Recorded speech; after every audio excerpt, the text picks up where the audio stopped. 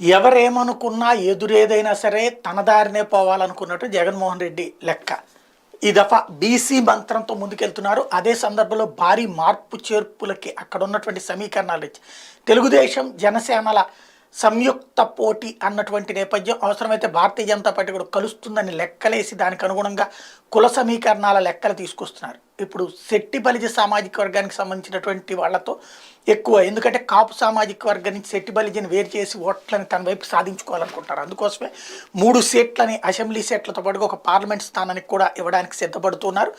అదే సందర్భంలో ఆ ప్రాంతాలు అంటే దాంట్లో భాగంగా పిల్లి సుభాష్ చంద్రబోస్కి సీట్ ఇవ్వడానికి గాను అదే నియోజకవర్గానికి క్రిందసారి తీసుకొచ్చినటువంటి చెల్లుబోయిన వేణుగోపాలకృష్ణని సీటు మారుస్తున్నారన్నటువంటి ప్రచారం జరుగుతుంది. ఇది ఎంతవరకు వాస్తవం అనేది తెలియదు, కానీ ప్రస్తుతం ఆయన పేరైతే చర్చకు వస్తుంది. దీనికి కారణమైనటువంటిది అయితే ఇదే. ఇందులో కీలకమైనటువంటిది రాజమండ్రి రూరల్ నుండి ఆయన్ని పోటీ చేయించేటువంటి అవకాశం ఉంది.